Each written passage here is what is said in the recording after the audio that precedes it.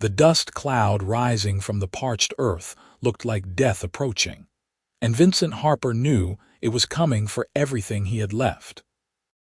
He sat on his horse at the edge of what used to be Clearwater Creek, staring at the cracked mud bottom where water once ran deep enough to reach a horse's belly, and felt the weight of 3 years without proper rain settling into his bones like an old wound that would never heal. It was July of 1883, and Petaluma, California had not seen more than a handful of scattered showers since the spring of 1880. Vincent was 32 years old, and in those 3 years, he had watched his ranch transform from a thriving cattle operation into a graveyard of dead grass and dying hope. The 100 head of cattle he had started with were down to 12, and those 12 were so thin their ribs showed like washboards beneath their dull hides. His 2 ranch hands had left 6 months ago when he could no longer afford to pay them. His wife had left a year before that, unable to bear watching everything they built together crumble into dust. Vincent dismounted and walked to where his horse stood, the animal's head hanging low. He ran his hand along the mare's neck, feeling the prominent bones beneath her coat. Even Lucy, his faithful horse for 8 years, was suffering. He had been giving her most of his own water ration, but it was not enough. Nothing was enough anymore. The ride back to his ranch house took longer than it should have. Lucy was too weak to move at more than a slow walk, and Vincent did not have the heart to push her. The sun beat down without mercy, and the temperature had to be well over 100 degrees. Sweat dried on his skin almost as soon as it appeared, leaving trails of salt that stung his eyes. When he finally reached the ranch, he saw a rider approaching from the opposite direction. Vincent squinted against the glare, trying to make out who it was. As the figure drew closer, he recognized Tom Wilson, the banker from town. Vincent's stomach dropped. He knew why Wilson was coming, and he knew what the man would say. Wilson pulled his horse to a stop a few feet away. He was a portly man with a red face made redder by the heat, dressed in a suit that looked ridiculous out here in the wasteland. He did not dismount, which told Vincent this would not be a long conversation. "Vincent," Wilson said, his voice lacking any warmth, "you know why I am here." "I know," Vincent replied. His voice was hoarse from lack of water and lack of use. He had not spoken to another human being in 3 days.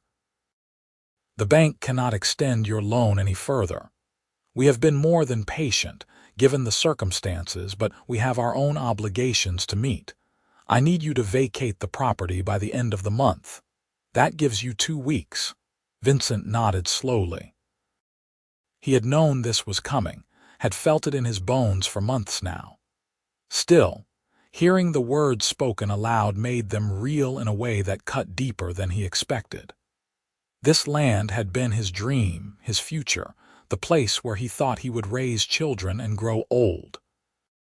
Now it was just another casualty of the drought. "I understand," Vincent said. Wilson seemed surprised by the lack of argument. "The livestock will be sold to cover part of the debt. The house and land will go to auction." "I am sorry, Vincent. I truly am, but business is business." After Wilson rode away, Vincent stood in the yard of his ranch house and looked around at everything he was losing. The house itself was modest, just 3 rooms, but he had built it with his own hands. The barn was listing to one side now, some of its boards warped and pulled free by the relentless dry wind. The corral fences sagged. Everything looked as defeated as he felt. He walked into the house, its interior blessedly cooler than the outside air. The furniture his wife had picked out still remained, though she had taken all the personal touches with her when she left. No curtains on the windows, no pictures on the walls, no rugs on the floor. Just the bare bones of a life that used to be. Vincent sat at the kitchen table and put his head in his hands. For the first time in longer than he could remember, tears came. Not many, he was too dehydrated for that, but enough. He had lost everything: his ranch, his cattle, his marriage, his future. At 32 years old, he was starting over with nothing but the clothes on his back and a horse that might not survive another week. The next 2 weeks passed in a blur of selling what little he could and preparing to leave. The 12 remaining cattle were sold to a rancher from up north for almost nothing. Vincent kept Lucy, refusing to sell her no matter how much he needed the money. He owed her that much loyalty at least. He sold his saddle, his guns except for one revolver, his tools, and everything in the house that might fetch a few dollars. By the time the last day of July arrived, he had $43 to his name and nowhere to go. Vincent loaded what few possessions he had left into saddlebags and stood one final time in front of the ranch house. The new owner would take possession tomorrow, though Vincent had no idea who had bought the place or what they planned to do with it. He climbed onto Lucy's back, and together they rode away without looking back. Petaluma was a town of about 3,000 people, situated in the valley with rolling hills on all sides that had once been green but were now the color of old straw. The main street had 2 saloons, a general store, a bank, a hotel, a boarding house, a church, a schoolhouse, and various other establishments that served the ranching community surrounding it. Vincent had avoided coming to town much over the past year, unable to face the pity in people's eyes or answer their well-meaning questions about how he was holding up. Now he rode down the main street in the late afternoon heat, drawing a few glances but mostly being ignored. Everyone in Petaluma was dealing with their own drought-related problems. His were not special. Vincent stopped at the boarding house and inquired about a room. The owner, a thin woman with gray hair pulled back in a severe bun, quoted him a price of $2 per week. He paid for 2 weeks, knowing he would need to find work soon or that $43 would disappear faster than water in the desert. The room was small, barely large enough for the narrow bed, washstand, and chair it contained. A single window looked out over the back alley. Vincent set his saddlebags on the floor and sat on the bed, which creaked under his weight. The mattress was lumpy, but it was better than sleeping on the ground. He lay back and stared at the ceiling, trying to figure out what to do next. Sleep came eventually, though it was fitful and full of dreams about rain that never fell. The next morning, Vincent woke early and went looking for work. He tried the general store first, but the owner said he could barely afford to keep his own family fed and had no money to hire help. The livery stable had no openings. The hotel did not need anyone. The saloons were not hiring.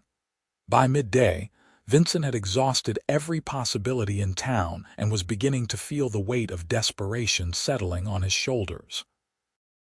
He was walking past the church when a woman emerged carrying a basket.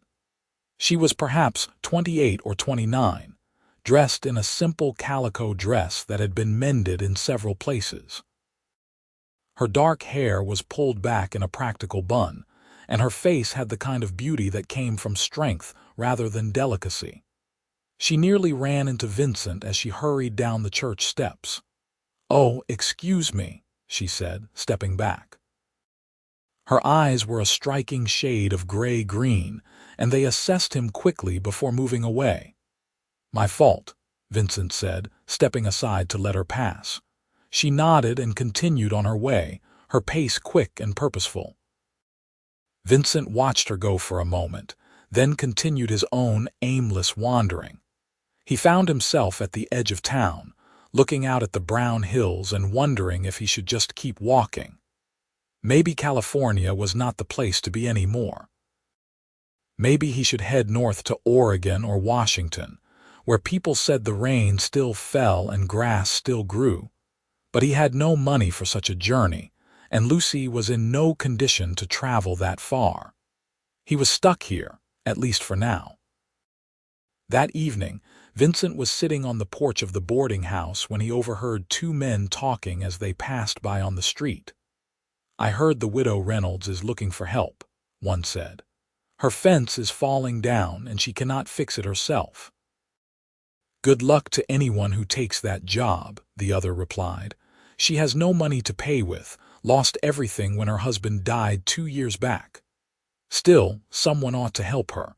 It is not right, a woman alone like that. You help her then. I have my own problems." They moved out of earshot, and Vincent sat thinking about what he had heard. A widow who needed help but could not pay. Normally, he would have walked away from such a proposition, but he was not exactly drowning in options. And something about the conversation stuck with him, needling at his conscience. The next morning, he asked the boarding house owner about the widow Reynolds. "Victoria Reynolds," the woman said, her expression softening. "Poor thing. Her husband Marcus was a good man, worked as a carpenter in town. Took a bad fall from a roof about 2 years back and did not survive. Left her with almost nothing. She takes in washing and mending to get by, lives in a little house on the east side of town. Why do you ask?" "Heard she might need some help with repairs," Vincent said carefully. The boarding house owner studied him for a moment. "She cannot pay you, I know." "Then you are either a fool or a better man than most." Vincent was not sure which he was, but later that morning, he found himself walking toward the east side of Petaluma, asking directions until he located the small house that belonged to Victoria Reynolds. It was a modest structure, probably only 2 rooms, with a porch that sagged on one corner and a fence around the property that was indeed falling down in several places. The yard was mostly dirt, but someone had tried to grow a vegetable garden along the side of the house.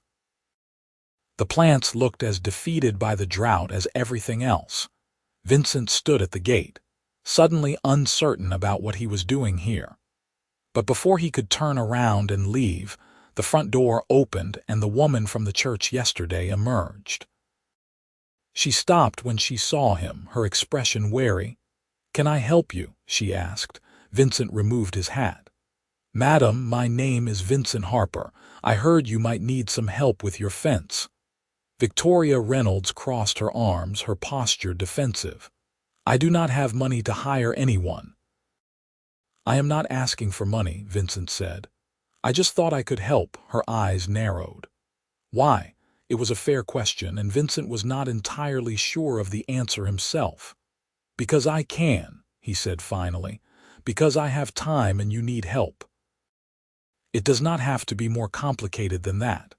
Victoria studied him for a long moment, clearly trying to decide if he had some ulterior motive. "I have had men offer to help before," she said carefully. "They always want something in return." "I am not those men," Vincent said. "You can stand right here and watch me work if it makes you feel safer. I will fix your fence and then I will leave. That is all." She continued to watch him, and he could see the internal debate playing out behind her eyes. Finally, she gave a small nod. "There are some tools in the shed around back. The wood is in bad shape, but you can work with what is there." "Yes, madam." Vincent walked around to the shed and found a collection of old tools in various states of disrepair. He selected what he needed and got to work on the fence. The wood was indeed in bad shape, dried out and brittle from years of sun and drought.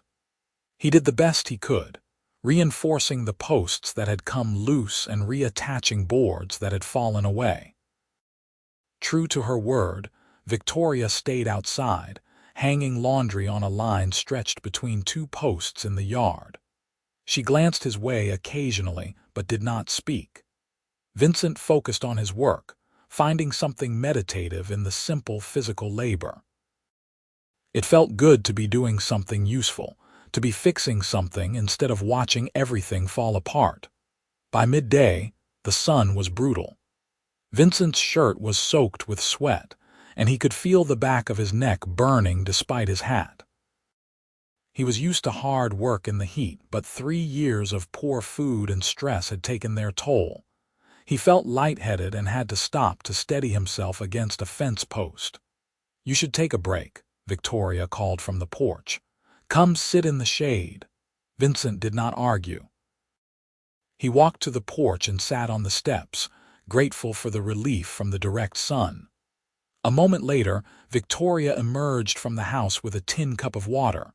She handed it to him without a word. "Thank you," he said, drinking it slowly. The water was warm but tasted like mercy. Victoria sat on the other end of the porch steps, maintaining a careful distance. "You are the rancher who lost his place," she said. "It was not a question. Yes, I am sorry, not your fault. The drought does not discriminate." "No," she agreed. "It takes from everyone." They sat in silence for a few moments. Vincent finished the water and set the cup down. "Your husband," he said, "the carpenter, I am sorry for your loss." "Thank you." Her voice was quiet. "It has been 2 years, but some days it feels like yesterday. How long were you married?" 5 years. "We were planning to start a family." She looked away, and Vincent could see the old pain in her profile. "He wanted children so badly. We both did. But we wanted to wait until we were more established, more secure. And then suddenly, there was no more time."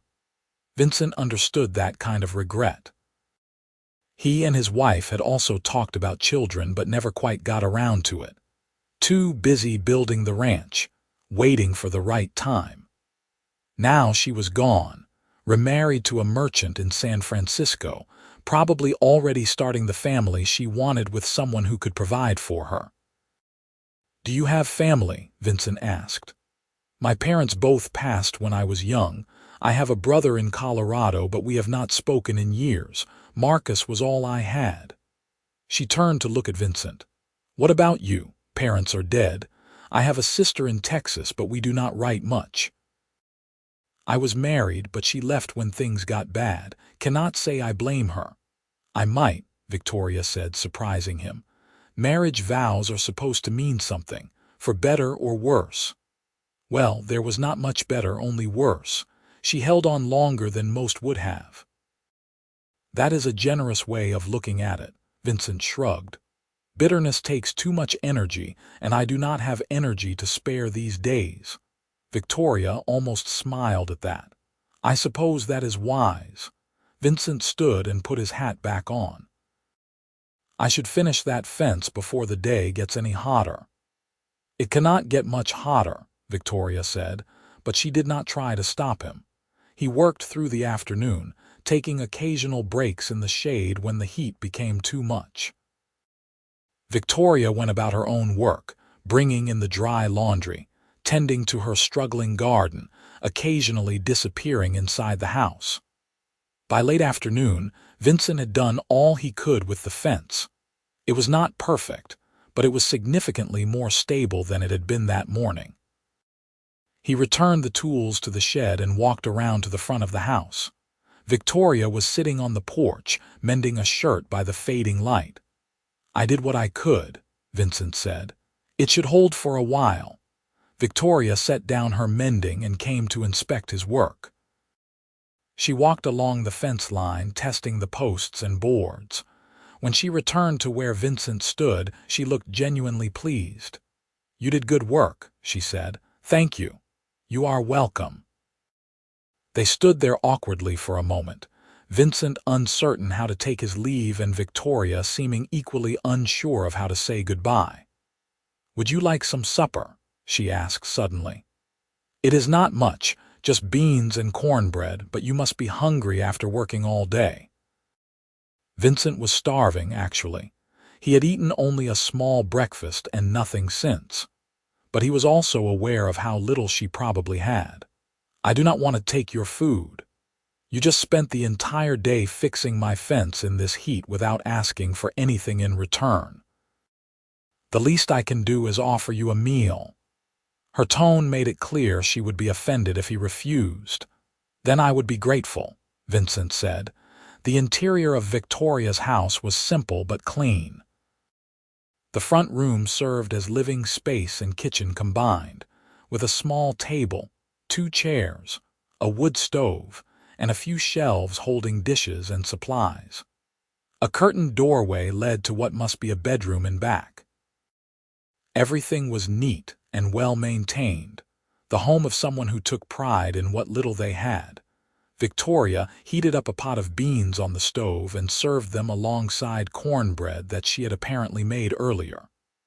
She poured water into 2 cups, and they sat at the small table to eat. The food was simple but filling, and Vincent had to force himself not to eat too quickly. "This is good," he said. "Thank you." "You do not have to thank me for every little thing," Victoria said, but her tone was kind rather than sharp. "Sorry. Habit, I guess." "Were you raised to be excessively polite?" "My mother had high standards for manners. Said it did not matter if we were poor, we could still act civilized. Smart woman." They ate in comfortable silence for a few minutes. Vincent found himself watching Victoria when he thought she was not looking. In the softer light inside the house, he could see the fine lines around her eyes and mouth, marks of worry and hardship. But there was also something resolute in her expression, a determination that suggested she had survived worse than the drought and would survive whatever came next. "Why did you really come here today?" Victoria asked suddenly. Vincent considered his answer carefully. "Honestly, I have nothing else to do. Lost my ranch 2 weeks ago, been looking for work ever since with no luck.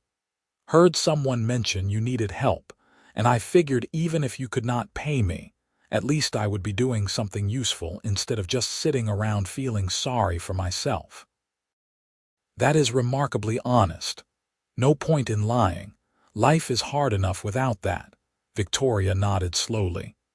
"I know what you mean about needing to do something useful. After Marcus died, people kept telling me I should rest, should take time to grieve, but sitting still just made it worse. I needed to keep moving, keep working. Idle hands and idle minds are dangerous things." "Exactly," Vincent said, relieved that she understood. After supper, Vincent helped Victoria wash the dishes despite her protests. Then he thanked her again for the meal and said good night. As he walked back toward the boarding house through the warm evening air, he felt something he had not felt in a long time, something almost like hope. It was fragile and small, but it was there.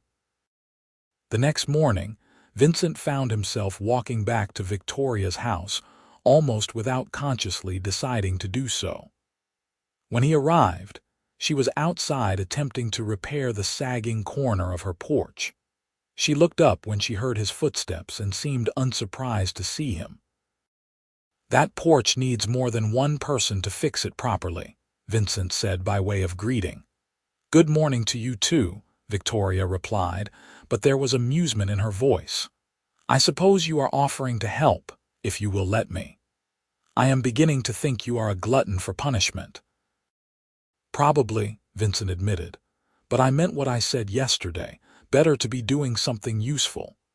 Victoria climbed down from the porch. "I have no money to pay you," she said again, as if he might have forgotten. "I know. And I cannot feed you every day. I barely have enough for myself." "I am not asking you to." She studied his face, searching for something. Whatever she saw must have satisfied her because she finally nodded. "All right, let us see what we can do about this porch." They worked together through the morning, and Vincent found the companionship almost as valuable as the work itself. Victoria was practical and capable, unafraid to get her hands dirty. She did not complain about the heat or the difficulty of the task. When they needed to lift a heavy beam, she took her end without hesitation. "You are stronger than you look," Vincent observed. "I have been doing everything myself for 2 years. You get strong or you do not survive." "Fair enough." By midday, they had shored up the porch corner enough that it no longer threatened to collapse. They sat in the shade, passing a cup of water back and forth, and Victoria surprised Vincent by asking about his ranch. "What was it like?" she asked. "Before the drought?" Vincent leaned back against the house wall and closed his eyes, remembering. "It was beautiful," he said quietly. "The grass was green, not brown. The creek ran year-round, deep and cold. The cattle were fat and healthy. In spring, wildflowers covered the hills in every color you can imagine. I used to ride out in the early morning just to watch the sun come up over the valley, and I would think about how lucky I was. It sounds wonderful. It was. I keep trying to remember that when I think about what I lost, not the failure at the end, but what it was before. The good years." "That is a healthy way to look at it." Vincent opened his eyes and turned to look at her. "What about you? What was your life like with your husband?" Victoria was quiet for a long moment, her gaze distant. "Marcus made me laugh every single day. Even when times were hard, even when we were worried about money or work, he could always find a way to make me smile. He was kind and gentle and patient, everything I am not. You seem plenty kind to me. You have only known me for 2 days. Sometimes 2 days is enough." Victoria looked at him, her expression unreadable. Then she stood and brushed dust from her skirt. "I should get to my washing. People will be expecting their laundry back tomorrow." Vincent took the hint and stood as well. "I will get out of your way." "You do not have to leave," Victoria said quickly.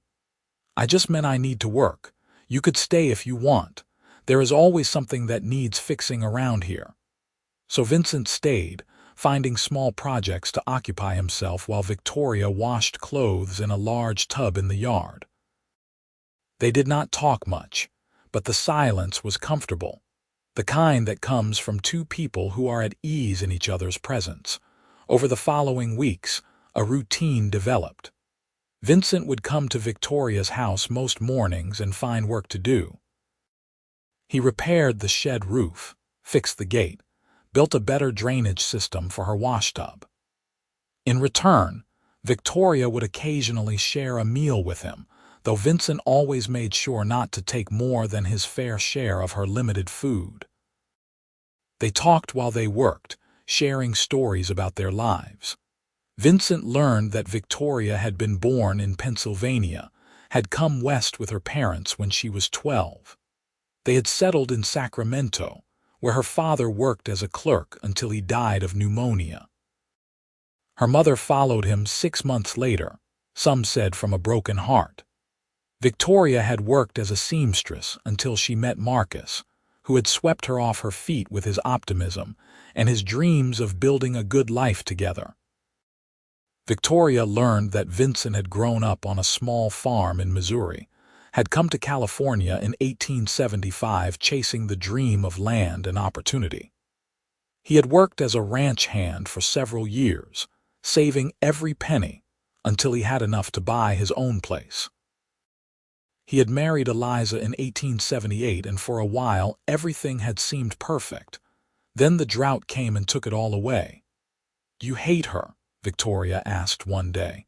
They were working in her garden trying to coax life from the stubborn soil. "Your wife, I mean, for leaving." Vincent considered the question. "No," he said finally. "I was angry at first, felt betrayed, but I understand why she did it. She wanted security, stability, a family. I could not give her any of those things.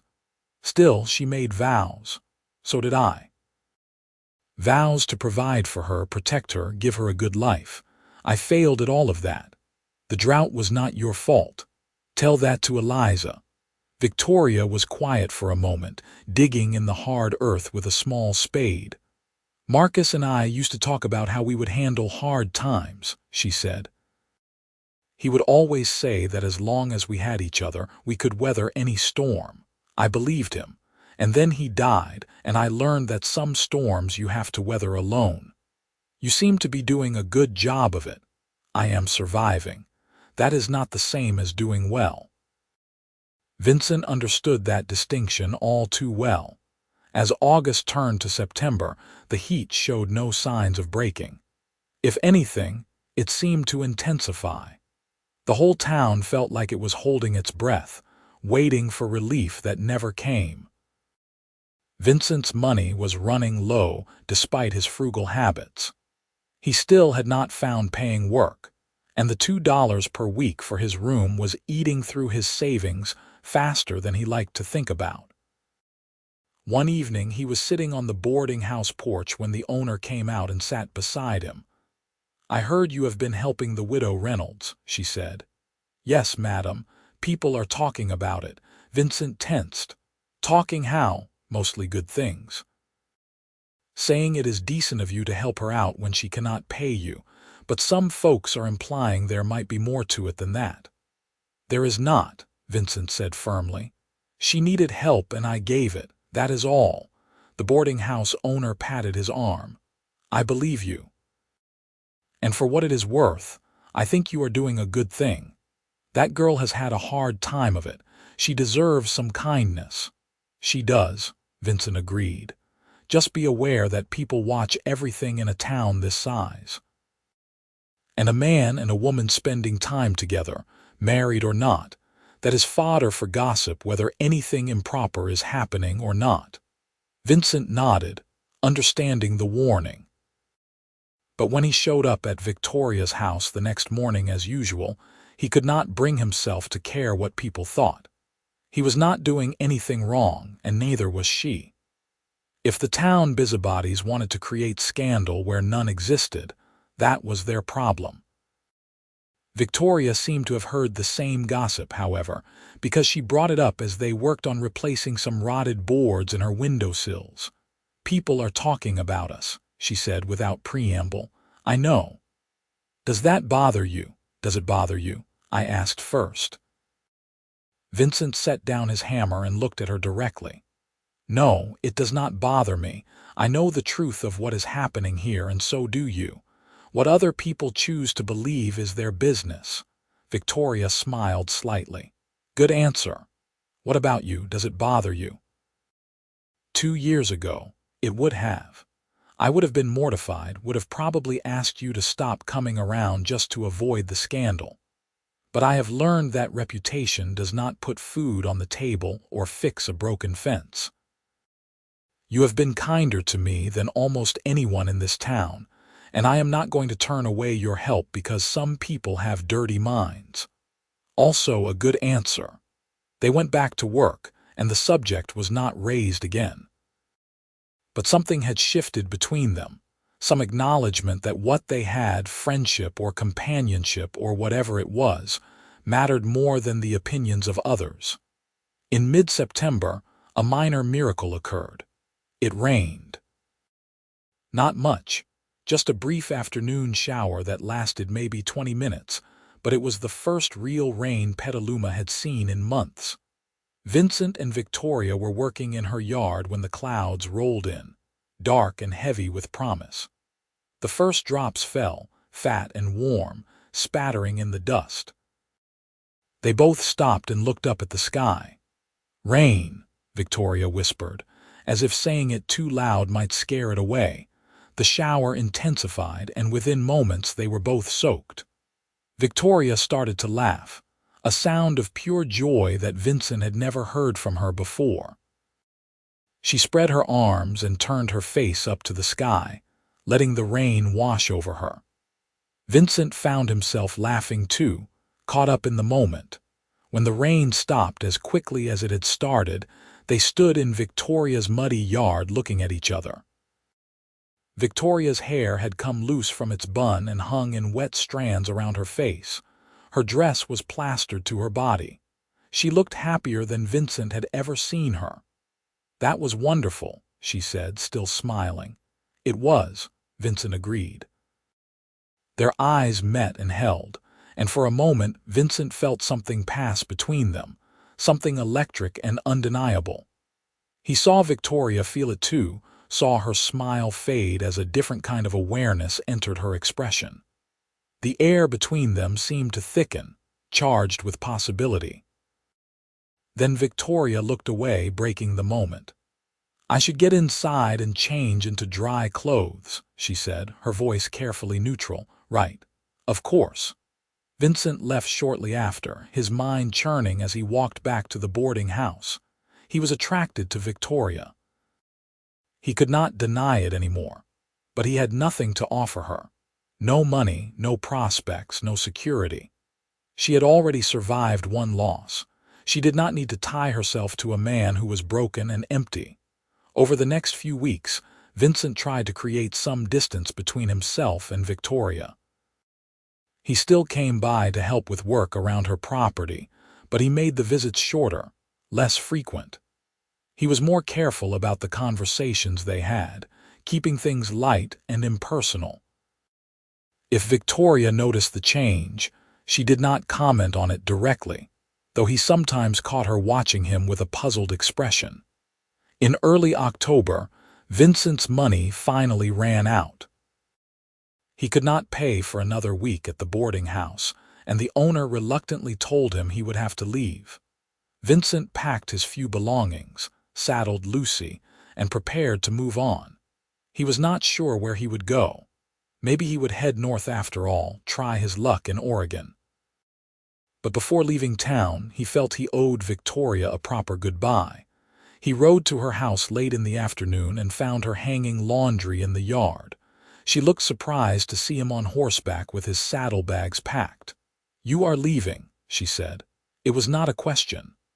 "I am out of money. Cannot pay for the room anymore. Time to move on, try to find work somewhere else." Victoria's expression was difficult to read. "Where will you go?" "Not sure yet.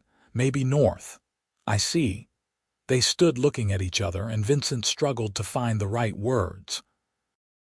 "Thank you," he said finally, "for letting me help you these past months. For the meals, the company, the conversation. It meant more to me than you probably realize." "You helped me far more than I helped you," Victoria said quietly. "I do not know how I would have managed all those repairs on my own. You would have figured it out. You are resourceful." "Maybe."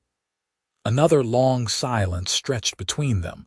Vincent knew he should leave, should just say goodbye and ride away, but something kept him rooted to the spot. "Vincent," Victoria said, her voice wavering slightly, "do you have to go? I do not have money to stay. You could stay here." The words hung in the air between them, heavy with implication. Vincent's heart started beating faster. "Victoria, I do not think that would be appropriate." "I am not suggesting anything improper," she said quickly, her cheeks flushing. "I just mean, there is the shed out back. You could sleep there. It would at least give you shelter while you look for work, and in exchange you could keep helping with repairs and projects around here. It would be a fair trade." Vincent wanted to accept so badly it hurt, but he had to be realistic. "The shed has no walls on two sides." "Then we will build walls." "With what money, what materials? We will figure something out." "Vincent, please do not leave, not yet." The raw plea in her voice made his resistance crumble. "All right," he said. "I will stay, at least for a little while." The relief on Victoria's face was palpable. "Thank you." They spent the rest of that afternoon, and the next day working on the shed. Using scrap wood and materials, they scrounged from around Victoria's property and a nearby abandoned homestead. It was not pretty, but by the second evening they had enclosed the shed enough that it would provide basic shelter. Vincent moved his bedroll and few belongings inside, and that night he slept on Victoria's property for the first time. The arrangement worked better than Vincent had expected. He would rise early, tend to Lucy, and then help Victoria with whatever needed doing. In exchange, she shared her meals with him, somehow managing to stretch her meager supplies to feed 2 people. Vincent felt guilty about taking her food, but Victoria insisted she had been skipping meals to save money, and that cooking for 2 actually forced her to eat more regularly. As the weeks passed, they settled into a comfortable domesticity. Vincent would chop wood while Victoria washed clothes. They would work together in the garden, their hands side by side in the soil. In the evenings, They would sit on the porch and talk as the sun set, their conversations ranging from the trivial to the profound. Vincent learned that Victoria had always wanted to travel, to see the ocean and the mountains and the wide spaces of the country. Marcus had promised to take her places, but they never had enough money, and then he died and the dream died with him. Victoria learned that Vincent had wanted children badly, maybe even more than his wife had. He had grown up lonely as the middle child of 7, lost in the shuffle, and he had wanted a small family where he could give each child the attention and love he had craved as a boy. They talked about their fears and their failures, their regrets and their hopes for the future. And slowly, inevitably, the friendship between them began to deepen into something more. Vincent tried to fight it. He would remind himself every day that he had nothing to offer, that Victoria deserved better than a failed rancher with no prospects. But his heart would not listen to his head. He found himself noticing everything about her, the way she tucked a strand of hair behind her ear when she was concentrating, the small sound she made when she was amused but trying not to laugh, the grace of her hands as she worked. And he suspected Victoria might be feeling something similar. He would catch her watching him with an expression that made his pulse quicken. Sometimes when they were working close together, she would touch his arm or his shoulder in a way that seemed to linger a moment too long, but neither of them spoke of it. The attraction simmered beneath the surface of their daily interactions, unacknowledged but always present.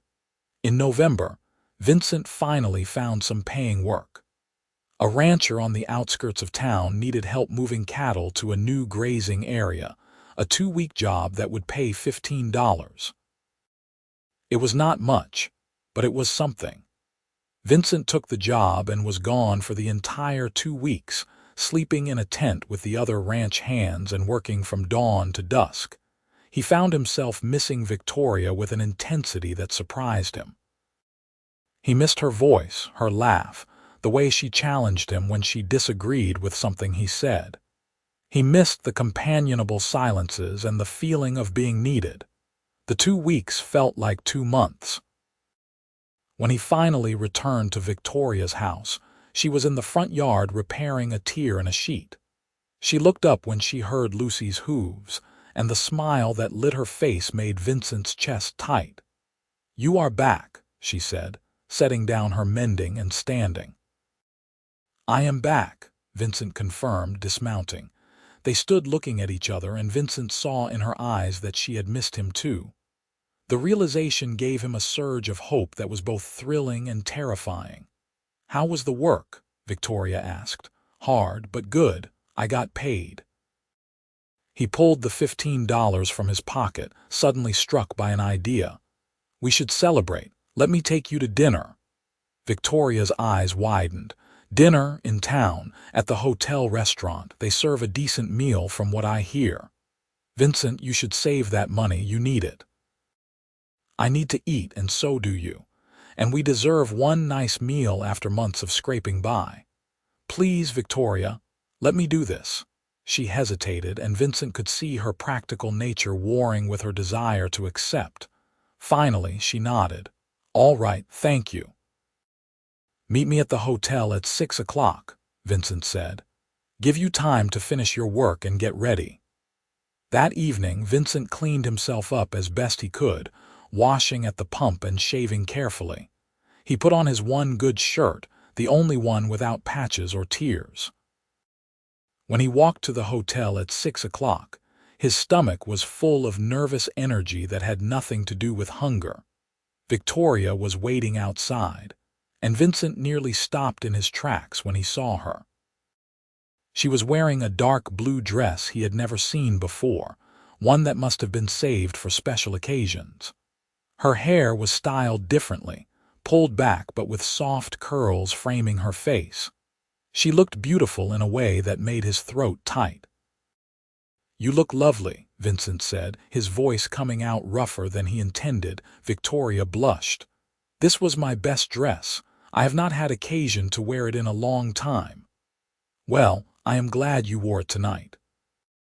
They went inside the hotel restaurant, which was small but clean, with white tablecloths and oil lamps providing warm light.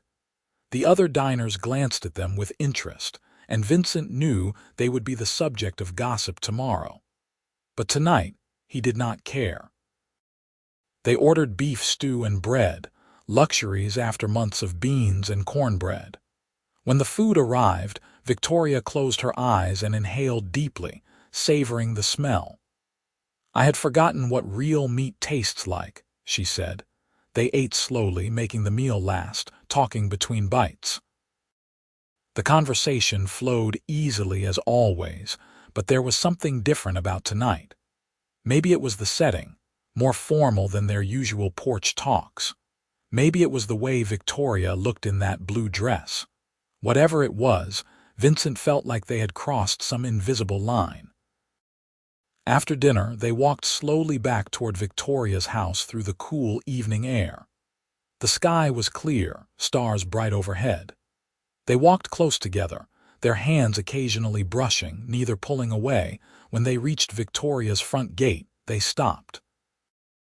Vincent knew he should say good night and go to the shed, but he did not want the evening to end.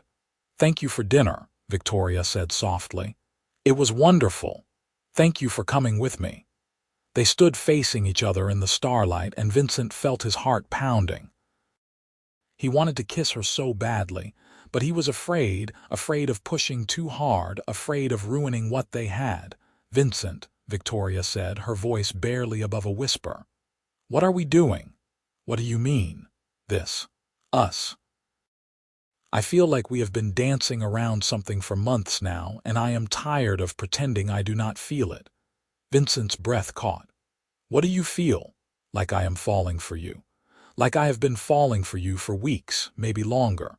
And I hope you might feel the same way." The vulnerability in her voice, the courage it took to say those words, broke down the last of Vincent's resistance. "I do feel the same way," he said.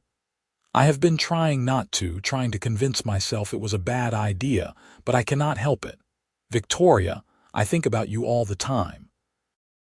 You make me want to believe in the future again. Then why have we been fighting it? Because I have nothing to offer you. I lost everything. I am living in your shed. What kind of man would I be to ask you to take a chance on me when I cannot even support myself?" Victoria stepped closer, her eyes intense. "You have been helping me for months without asking for anything in return. You fixed my fence, my porch, my shed. You have made me feel less alone. You have made me laugh and given me hope when I thought I had none left. Do you really think I care that you do not have money or land? You should care. You deserve security. I deserve to be happy, and you make me happy." She reached up and placed her hand on his chest over his heart. "This is all the wealth I need, Vincent. Your heart, your kindness, your presence in my life. The rest is just details we can figure out together." Vincent felt something break open inside him, some dam he had built to hold back his emotions. He reached up and covered her hand with his own. "Are you sure? Victoria, I do not want you to regret this." "The only thing I would regret is letting you go because I was too afraid to take a chance." She smiled up at him. "We have both lost so much. Maybe it is time to gain something." Vincent could not help himself any longer. He cupped her face in his hands and kissed her, pouring months of suppressed emotion into that contact.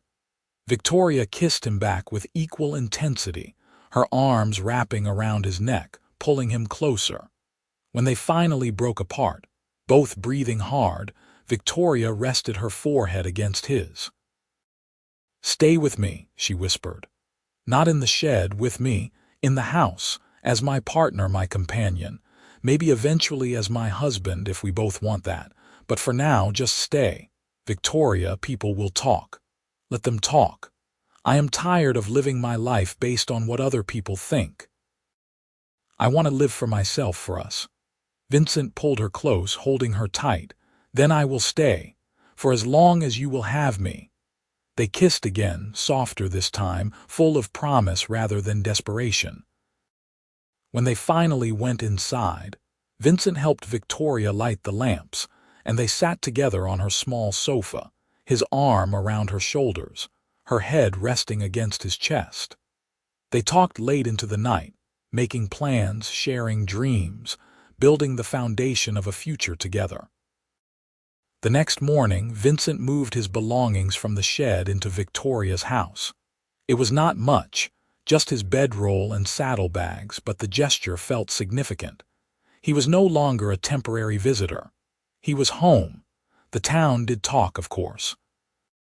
Within days, everyone in Petaluma knew that the widow Reynolds was living with the failed rancher. Some people were scandalized. Others were amused. A few were genuinely happy for them. Vincent and Victoria heard the whispers and saw the looks, but they had meant what they said. They would not live their lives according to other people's expectations.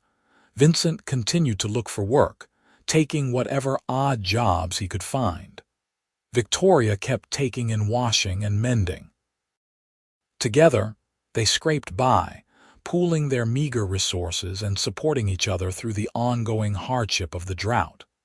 It was not easy, but it was better than being alone. In December, Victoria surprised Vincent with a gift. She had been saving money secretly, setting aside a penny or two from every job, and she used it to buy him a new shirt for Christmas.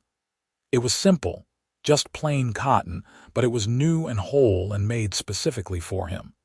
Vincent was so touched he nearly cried. "You should not have spent money on me," he said, his voice thick. "I wanted to. You deserve something nice." Vincent pulled her close and kissed her forehead. "You are the something nice in my life. I do not need anything else." "Well, you have the shirt anyway. Try it on." It fit perfectly, and Vincent wore it proudly on Christmas Day when they went to church together. Afterward, they returned home and Victoria cooked a small chicken she had traded for, and they had what felt like a feast. They gave thanks for the food and for each other, acknowledging that while the year had been hard, they had found something precious in the midst of the difficulty. As 1883 turned to 1884, the drought continued. The creeks stayed dry, the grass stayed brown, and the cattle continued to die. But Vincent and Victoria built their life together one day at a time, finding joy in small moments and comfort in each other's presence. In February, Vincent was hired for a longer job, a month-long project helping to build a new barn for a rancher whose old one had collapsed. The pay was decent, $50 for the month, and Vincent worked harder than ever to do a good job. When he came home each evening, exhausted and sore, Victoria would have dinner waiting and would rub his shoulders while he told her about his day. "I am saving the money," Vincent told her one night. "Not all of it, we need some to live on, but most of it, I am putting it aside." "For what?" "For us. For our future. Maybe we cannot buy a ranch, not anytime soon, but maybe someday we can buy this house from whoever owns it. Make it truly ours, or maybe we can use it to start some kind of business. I do not know yet, but I want us to have something to build on." Victoria's eyes filled with tears. "You are thinking about our future." "I am always thinking about our future." She kissed him deeply. "I love you, Vincent Harper." It was the first time either of them had said those words aloud, though both had known the truth for months. Vincent felt his heart swell. "I love you too, Victoria, more than I knew it was possible to love someone." They held each other close, and later that night they became intimate for the first time, their lovemaking tender and passionate, a celebration of the bond they had built and the commitment they were making to each other. In March, they made it official. They went to the courthouse and were married by a judge in a simple ceremony with 2 strangers as witnesses. They could not afford a reception or even wedding rings, but none of that mattered. They were husband and wife, partners in every sense of the word, and that was enough. When they returned to their small house as a married couple, Victoria stopped on the porch and turned to Vincent with a radiant smile. "I did not think I would ever marry again," she said. "I thought that part of my life was over." "I did not think I would ever feel whole again," Vincent replied. "But you put me back together. We put each other back together." They went inside and celebrated their marriage in the privacy of their home, grateful for the second chance they had both been given. The drought finally broke in April of 1884. The rains came slow at first, just a drizzle here and there, but by May the skies opened up and the water poured down in torrents. The dry creek beds filled. The brown hills turned green. The whole valley seemed to come back to life. Vincent and Victoria stood in their yard during one particularly heavy rainstorm, arms around each other, watching the water soak into the thirsty earth. The relief was almost overwhelming. The drought had taken so much from both of them, had brought them to their lowest points. But it had also brought them together, and for that Vincent could not entirely regret it. "What happens now?" Victoria asked. "Now that the drought is over, what do? "We keep building," Vincent said. "We save money, we work hard, we make a life together. Should we try to buy a ranch?" Vincent thought about that. Part of him still longed for the land, for the dream he had lost. But another part of him, a wiser part, recognized that the ranch had been about pride as much as passion. "Maybe someday," he said. "But for now, I am content with this. With you, with this house, with the life we are building. I do not need to own 1,000 acres to be happy." "Are you sure? I know how much it meant to you." "It did mean a lot. But you mean more. And I learned something through all of this. The land can be taken away, money can disappear. But what we have, this partnership, this love, that is something real and lasting. That is wealth that cannot be stolen by drought or banks or bad luck." Victoria smiled and kissed him. "You are very wise, husband." "I am very lucky, wife." With the return of the rains, work became more plentiful. Vincent was hired by several ranchers to help repair damage and rebuild herds. He worked long hours, but the pay was good, and he faithfully set aside as much as he could. Victoria continued taking in washing and mending, but she also started making quilts to sell, her skilled hands creating beautiful patterns that brought good prices. By summer, they had saved enough money to approach the owner of their house about buying it. They learned that the property was owned by an elderly man in San Francisco who had inherited it from a relative and had no particular attachment to it. He was willing to sell for a fair price, and after some negotiation, Vincent and Victoria became homeowners in August of 1884. The house and small plot of land were truly theirs now, and they celebrated by planting a vegetable garden that thrived in the renewed moisture. Vincent built a proper chicken coop, and they bought 6 hens that provided eggs. They were still not wealthy by any means, but they were stable and secure in a way neither had been in years. In October, Victoria discovered she was pregnant. She told Vincent one evening as they sat on their porch watching the sunset, the same porch he had repaired over a year ago when they first met. "Are you sure?" Vincent asked, his voice full of wonder. "As sure as I can be. I have missed 2 courses now, and I have been feeling ill in the mornings." Vincent pulled her close, overwhelmed with emotion. "A baby, we are going to have a baby. Are you happy?" "Happy does not even begin to cover it. Victoria, you have given me everything. A home, a purpose, love, and now this. I do not deserve you." "Stop saying that. You deserve every good thing in the world." They held each other as the sun set, both thinking about the future and the new life growing inside Victoria. The baby would be born in the spring, during the season of renewal. It felt fitting. The pregnancy progressed smoothly. Victoria continued working for the first several months, though Vincent insisted she take it easier as she grew larger. He took on extra jobs to compensate, working himself hard but never complaining. Providing for his wife and coming child was a privilege, not a burden. In December, they celebrated their first Christmas as a married couple. Vincent used some of their savings to buy Victoria a rocking chair for the baby, and she made him a warm quilt for the winter nights. They attended church on Christmas morning, and the congregation, which had once gossiped about their unconventional relationship, now treated them as a respected married couple. Victoria gave birth to a healthy baby boy in May of 1885. The labor was long and difficult, with Vincent pacing outside while a midwife attended to Victoria. When he was finally allowed inside and saw Victoria holding their son, both of them exhausted but glowing, he felt his heart expand in a way he had not known was possible. "What should we name him?" Victoria asked. They had discussed names but never settled on one. Vincent looked at his son, this perfect tiny human, and thought about everything that had led to this moment.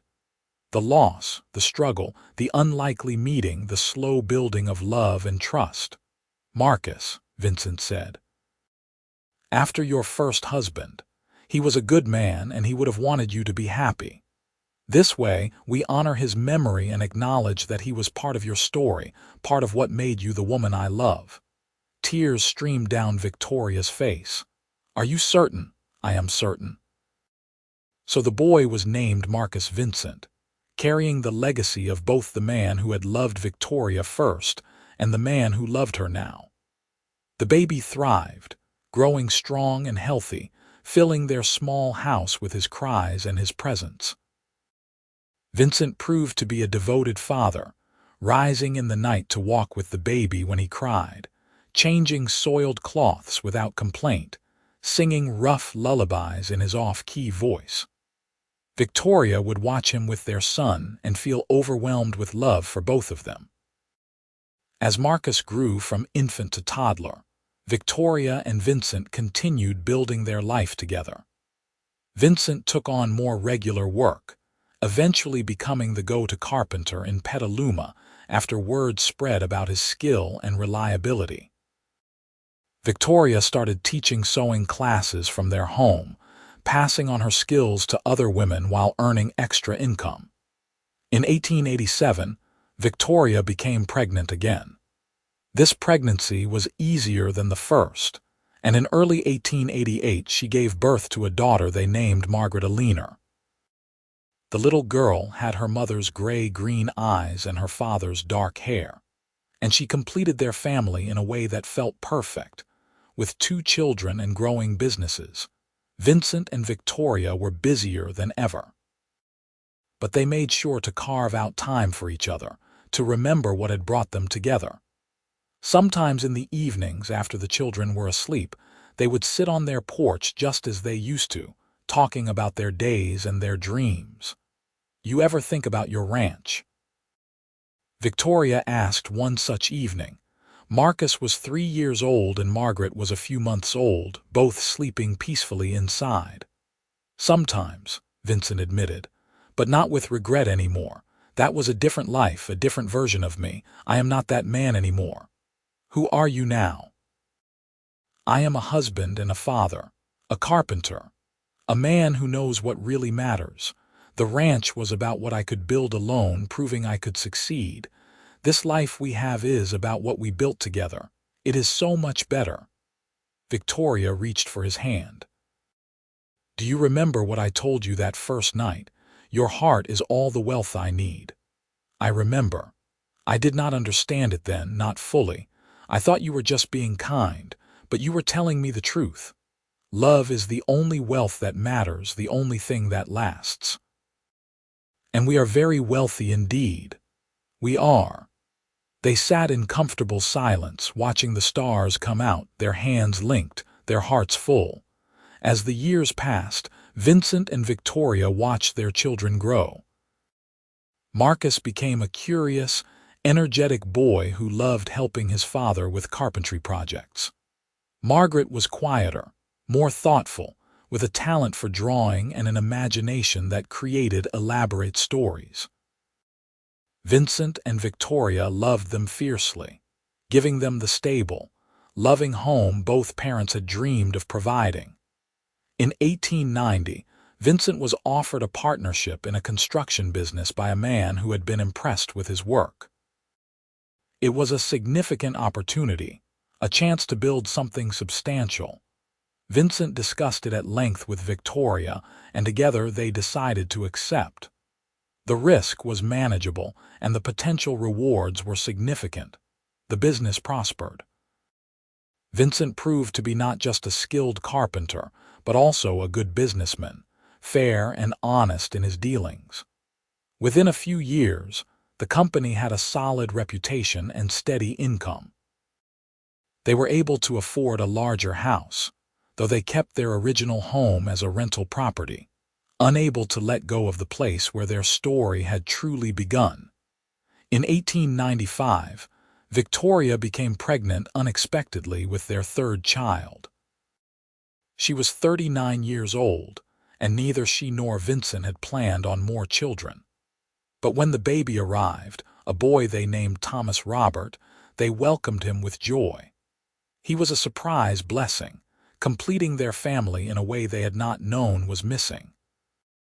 The years flowed by, marked by birthdays and Christmases, school plays and family dinners. Marcus grew into a responsible young man, following in his father's footsteps into carpentry. Margaret discovered a talent for teaching and decided to pursue that path. Thomas, the youngest, was still finding his way, but showed promise in everything he tried. On a warm evening in June of 1900, Vincent and Victoria celebrated their 16th anniversary. Their children had organized a small party, inviting friends and neighbors to mark the occasion. As Vincent looked around at the gathering, at the children they had raised, the home they had built, the community they were part of, he felt a profound sense of gratitude. Later that night, after everyone had gone home and the children were in bed, Vincent and Victoria returned to their porch ritual. They had a fancier house now, with a bigger porch and comfortable chairs, but the routine remained the same. 16 years, Victoria said. It feels like yesterday and a lifetime ago all at once. I know what you mean. Sometimes I still cannot believe how lucky I got. I lost everything and then I found you. We found each other. Do you remember how we met? You showed up at my house offering to fix my fence for free. I thought you were insane, Vincent laughed. I probably was a little bit. I had nothing better to do and nowhere else to go, but I thank God I made that choice. Everything good in my life came from that decision. Everything good in my life came from accepting your help. I almost turned you away, you know. I almost told you I did not need charity. What stopped you? Something in your eyes. You looked as lost and broken as I felt. I thought maybe we could help each other.